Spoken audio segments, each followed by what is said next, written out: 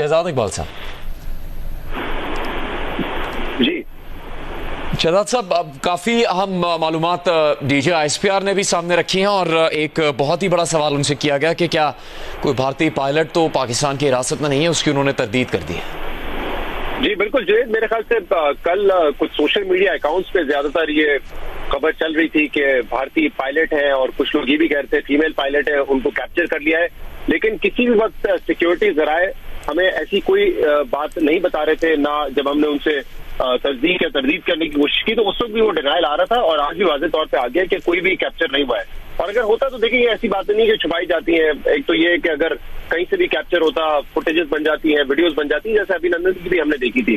दूसरा ये कि जेनेवा जो रूल्स वगैरह हैं उसके तहत भी आपको डिक्लेयर करना पड़ता अगर कोई वॉर प्रिजनर आपके पास होता है। तो वैसी तो कोई बात नहीं थी, मेरे ख्याल से वो सिर्फ सोशल मीडिया की अफवाहें थी जिसकी आज वजाहत कर दी गई है।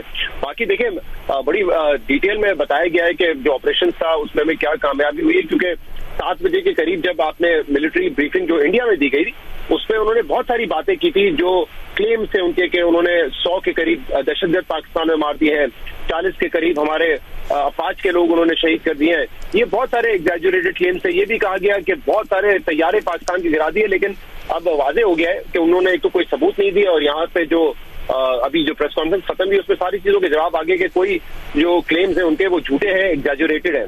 क्योंकि हमने तो नाम भी बता दिए उनके कौन से तैयारे गिरे हैं, कहाँ कहाँ ये सारी चीजें हुई हैं। वो कोई भी इंडियन साइड कोई भी चीज को जो है वो जस्टिफाई नहीं कर सकी। और अब से कुछ देर पहले अल जजीरा ने भी एक स्टोरी की है जिसमें उन्होंने बताया कि ऑपरेशन सिंदूर की नाकामी के बाद इंडिया जो एक हेजमनी कायम करना चाहता था इस खत्ते में, उसमें उनको बड़ी नाकामी हुई है। तो मेरे ख्याल से ये बड़ी अहम बात है कि पाकिस्तान में तो चले शायद लोग कहें कि नहीं ये तो देखें आपकी साइड का वर्जन है, दूसरा साइड का वर्जन कुछ और है, लेकिन बाय एंड लार्ज अगर आप देखें इंटरनेशनल मीडिया तो वो जिस तरह की स्टोरीज कर रहा है उससे ये बड़ा वाज़ेह होता है कि पाकिस्तान का मौक़िफ़ हर जगह दुरुस्त साबित हुआ है। आज भी ये सवाल हुआ कि जो कश्मीर का मामला है उसको अब हमें बैनुल-अक़वामी सतह पे मज़ीद उठाना चाहिए।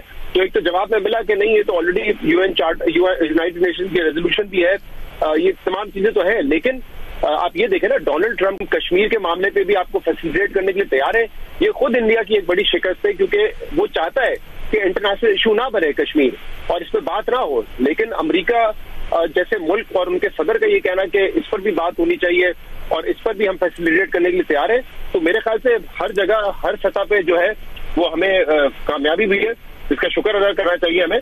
और इंडिया का जो मौक़िफ़ था वो ना ही इंटरनेशनल मीडिया बाय कर रहा है, ना ही अब तो उनके अपने जो जर्नलिस्ट हैं वो भी बड़े सवाल उठा रहे हैं कि बहुत सारी खबरें उनकी तरफ से जो दी गई वो गलत थी और बेबुनियाद थी।